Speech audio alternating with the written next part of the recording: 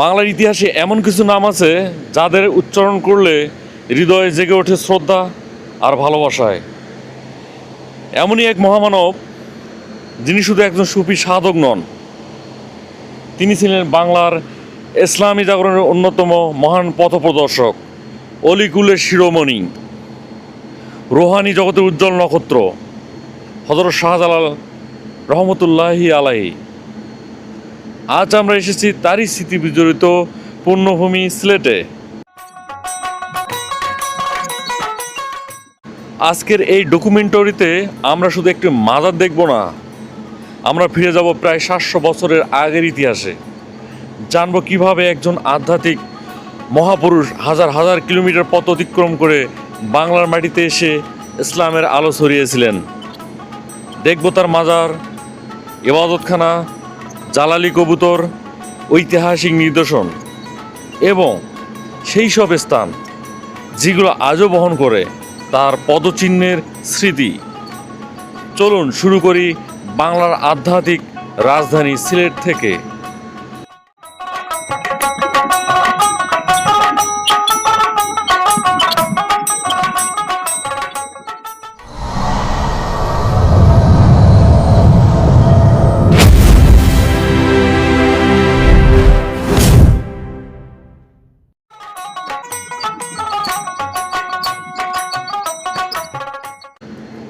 অবশেষে আমাদের সামনে দৃশ্যমান হলো সেই মহিমান্বিত প্রবেশদ্বার। এই ফটক অতিক্রম করলেই শুরু হয় এমন এক পবিত্র প্রাঙ্গণ, যেখানে প্রতিদিন হাজার হাজার মানুষ জিয়ারতের উদ্দেশ্যে আসেন। বাংলাদেশের প্রায় প্রতিটি জেলা ছাড়াও ভারত, পাকিস্তান, যুক্তরাজ্য, মধ্যপ্রাচ্য সহ বিশ্বের বিভিন্ন দেশ থেকে অসংখ্য মানুষ আসেন এখানে।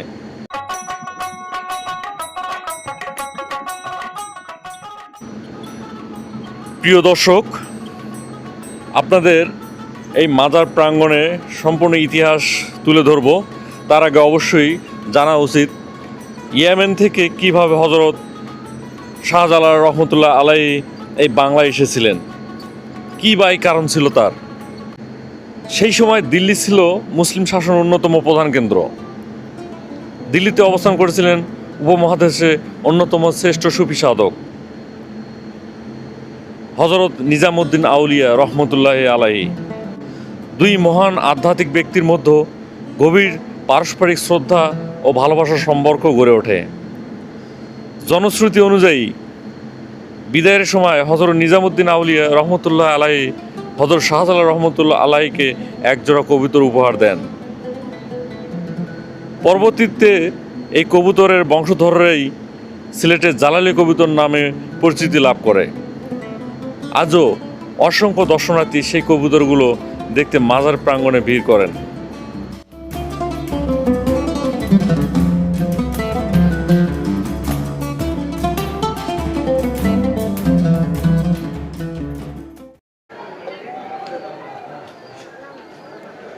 এগুলো হচ্ছে জালালি কবুতর। নিজামুদ্দিন আউলিয়া হযরত শাহজালাল রহমতুল্লাহ আলাইহিকে দুটি কবুতর উপহার দিয়েছিলেন, সেগুলোরই বংশধর এগুলো এখনও টিকে রয়েছে।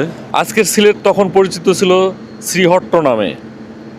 উর্বর ভূমি, পাহাড়, নদী আর ঘন অরণ্যে ঘেরা এই জনপদ শাসন করতেন হিন্দু রাজা গৌরগোবিন্দ।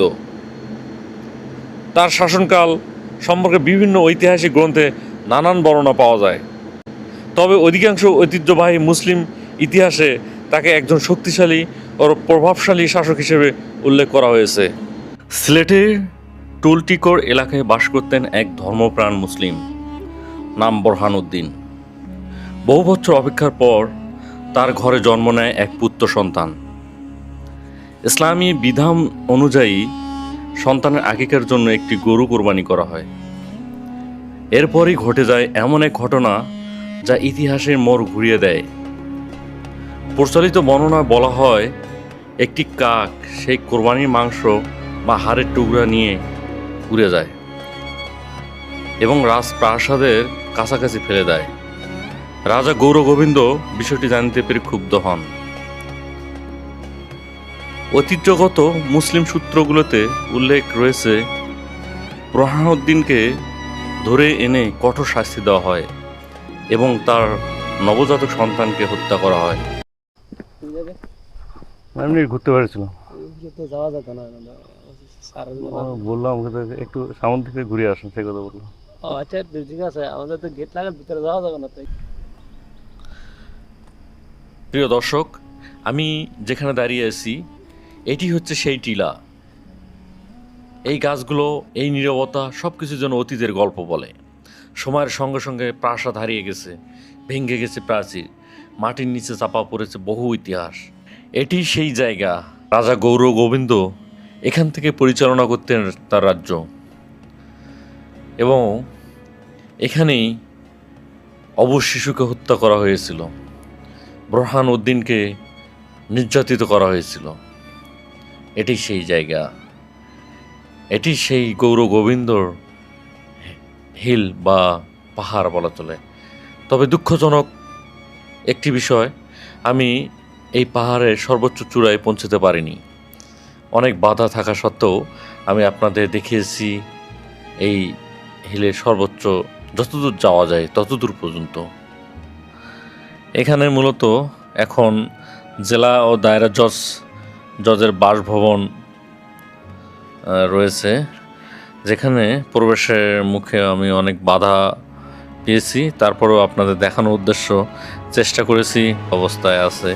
তবে এটা সরকারিভাবে এখানে এই কোয়ার্টারগুলো করা ঠিক হয়নি বলে মনে করি।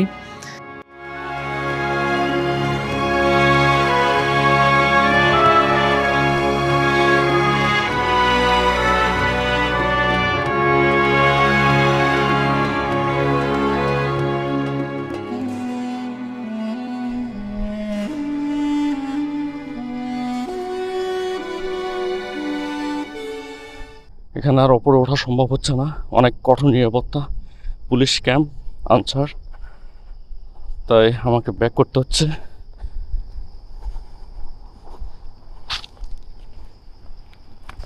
জায়গাটা এতটাই শান্ত পরিবেশ যা না আসলে বুঝবেন না।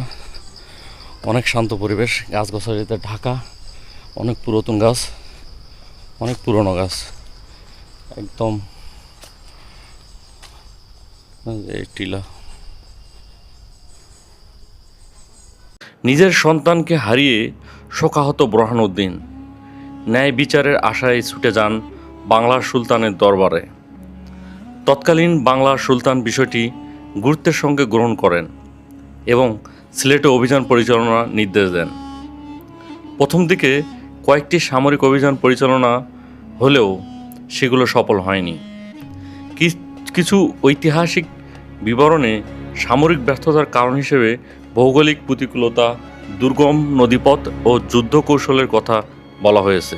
ঠিক এই সময় দিল্লিতে অবস্থান করছিলেন হযরত শাহজালাল রহমতুল্লাহি আলাইহি। তার জ্ঞান, তাকওয়া ও আধ্যাত্মিক ব্যক্তিত্বের কথা ইতিমধ্যে বহু মানুষের মুখে মুখে ছড়িয়ে পড়েছিল। ঐতিহ্যবাহী বর্ণনা অনুযায়ী দিল্লির মহান সুফি হযরত নিজামুদ্দিন আউলিয়া রহমতুল্লাহি আলাইহি এবং মুসলিম শাসকদের অনুরোধে শাহজালাল রহমতুল্লাহি আলাইহি সিলেটের উদ্দেশ্যে যাত্রার সিদ্ধান্ত নেন। তার এই সফরের মূল উদ্দেশ্য ছিল ইসলামের দাওয়াত, ন্যায় বিচার প্রতিষ্ঠা এবং নির্যাতিত মানুষের পাশে দাঁড়ানো। দিল্লি থেকে যাত্রা শুরু হয়। পথে পথে তার সঙ্গে যোগ দেন বহু আলেম, দরবেশ, সুফি সাধক। শেষ পর্যন্ত তার সফর সঙ্গীর সংখ্যা দাঁড়ায় 360 জন আউলিয়া। এই কারণেই সিলেটকে আজও বলা হয় 360 আউলিয়ার পুণ্যভূমি। সিলেটের সবচেয়ে বড় বাধা ছিল ব্রহ্মপুত্র নদ, ভয়াবহ স্রোত এবং ভৌগোলিক প্রতিকূলতা। দীর্ঘ সফরের পর অবশেষে হযরত শাহজালাল রহমতুল্লাহ আলাইহি এবং তার সফরসঙ্গীরা পৌঁছে গেলেন শ্রীহট্টার সীমানায়। এখন যে নদীটি শান্তভাবে বয়ে চলছে এটাই সুরমা নদী। শতাব্দীর পর শতাব্দী ধরে এই নদী নীরবে বহন করে চলছে সিলেটের ইতিহাস। লোক ঐতিহ্য বলা হয়। সিলেট প্রবেশের আগে রাজা গৌর গোবিন্দ বিভিন্ন উপায়ে নদীপথ অচল করার চেষ্টা করেছিলেন, অর্থাৎ কালো জাদু দিয়ে এটিকে অচল করার চেষ্টা করতেছিলেন। কিন্তু শেষ পর্যন্ত এই বাধা অতিক্রম করে শাহজালাল রহমতুল্লাহ আলাহি ও সফরসঙ্গীরা পৌঁছে যায় শ্রীহট্টায়। বাংলা সুলতানের বাহিনী এবং শাহজালাল রহমতুল্লাহ আলাহির সফরসঙ্গীদের সম্মিলিত অভিযানের পর রাজা গৌরগোবিন্দ পরাজিত হন এবং অঞ্চল ত্যাগ করেন। শাহজালাল রহমতুল্লাহ আলাহির নির্দেশে তার সেনাপতি ও সঙ্গী হজরত সৈয়দ নাসিরউদ্দিন রহমতুল্লাহ আলাহি প্রথমবারের মতো শ্রীহট্টার আকাশে আজান দেন। সেই আজানের ধ্বনিতে রাজপ্রাসাদের কিছু অংশ ধসে পড়েছিল। আপনারা যে স্থানটি দেখতে পাচ্ছেন এটি হচ্ছে এই মাজারেরই একটি অংশ বলা চলে। সেখানে প্রতিদিন এখানে রান্নার কাজ করা হয়। অনেক চুলা রয়েছে, অনেক ডেক রয়েছে যেখানে রান্নার কাজ করা হয়। প্রচুর পরিমাণে রান্না আয়োজন করা হয় এবং এখানে অনেকেই গরু ছাগল দিয়ে থাকেন এবং সেগুলি রান্না করে গরিবদের খাওয়ানো হয়। আচ্ছা, এই খাবারগুলো কিভাবে দেওয়া হয়? খাবারগুলো মানে এই খাবারগুলো কেমনে পরিবেশন করা হয়, কিভাবে?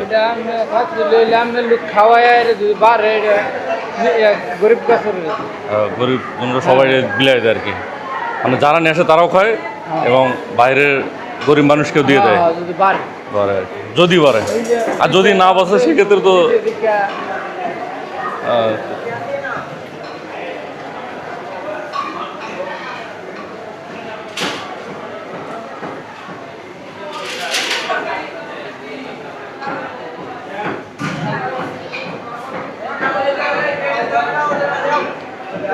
একটু কথা বলা যাবে?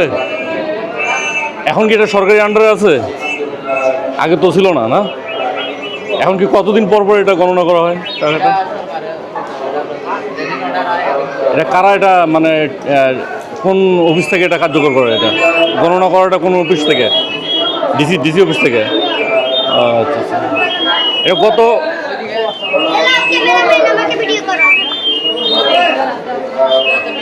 আমি শাহজালাল মাজারে এসেছি।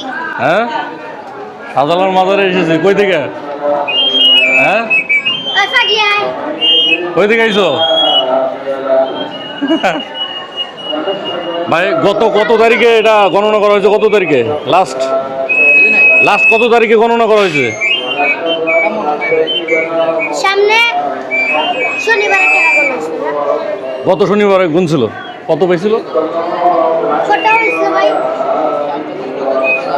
47 লক্ষ। কত? 47,10,500 টাকা। আরে বাবা, কতদিন পর?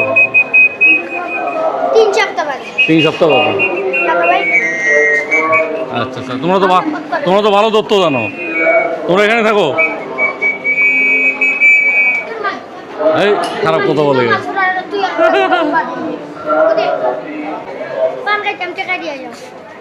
পান খেতে কয় টাকা লাগে? 5 টাকা পান হয়। 10 টাকা লাগে। তো পান খায়, এই বয়সে পান খায় কেউ? পান খায় তো একটা অবস্থা খারাপ হয়েছে। দাঁতটা তো সব নষ্ট হয়ে গেছে।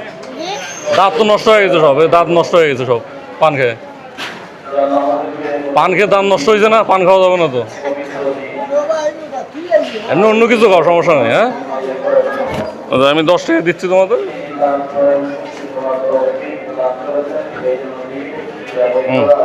নাও 10 টাকা।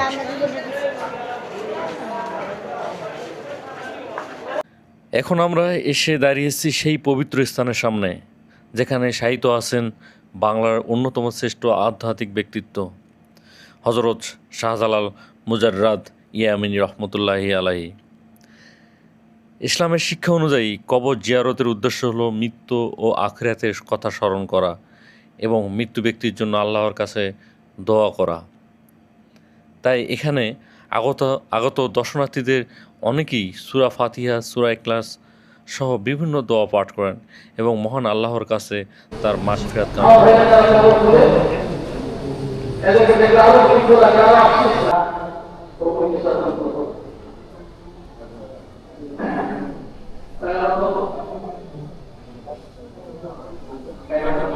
হযরত শাহজালাল রহমতুল্লাহ আলাইহির কবর যে মাজারটি আছে তার মাজারের পাশেই একটি কবরস্থান রয়েছে। সেই কবরস্থানে মুক্তিযুদ্ধ সর্বাধিনায়ক গণতন্ত্রের অতন্দ্র প্রহরী বঙ্গবীর জেনারেল মোহাম্মদ আতর গনি ওসমানীরও কবরও রয়েছে এবং পাশাপাশি সালমান শাহর কবর রয়েছে, অর্থাৎ চলচ্চিত্র নায়ক সালমান শাহ। ওনার নাম ছিল CM শাহরিয়ার ইমন। এখানে তাছাড়া অনেক গুরুত্বপূর্ণ ব্যক্তিত্ব মানুষ ছোট কবর ছিল না? রয়েছে, নাকি যা আপনারা দেখতেই পাচ্ছেন। সালমান শাহ কি ছোট মানুষ ছিল? না তো বড় মানুষ। এখন আজকে যেহেতু শুক্রবার, এজন্য এত পরিমাণ মানুষ যা কল্পনার বাইরে। শত শত নয়, হাজার হাজার মানুষের সমাগম রয়েছে এখানে। আপনারা যে কূপটি দেখতে পাচ্ছেন, এটি হচ্ছে হযরত শাহজালাল রহমতুল্লাহ আলাইয়ের ব্যবহৃত পানি, কূপের পানি বলা চলে। সে এখান থেকেই ব্যবহার করত। আবার অনেকেই ধারণা করেন যে এই কূপের সঙ্গে জমজমের সম্পর্ক রয়েছে, জমজমের কূপের সাথে সম্পর্ক রয়েছে। কতটা সত্য আসলে আমরা তা জানি না। তবে এখানে এক ধরনের মাছ দেখা যায়, সেটি হচ্ছে গোল্ডেন কালারের, সোনালী রঙের। এটি কই মাছ, অনেকে বলছে এটি কই মাছ। অনেকেই এটাকে ছবি উঠাচ্ছেন, আবার ভিডিও করতেছেন। শুক্রবারে শাহজালাল মাজারে এত পরিমাণ মানুষ, যা সত্যি অবাক হয়ে যাবেন। শুধু শত শত নয়, হাজার হাজার মানুষের সমাগম।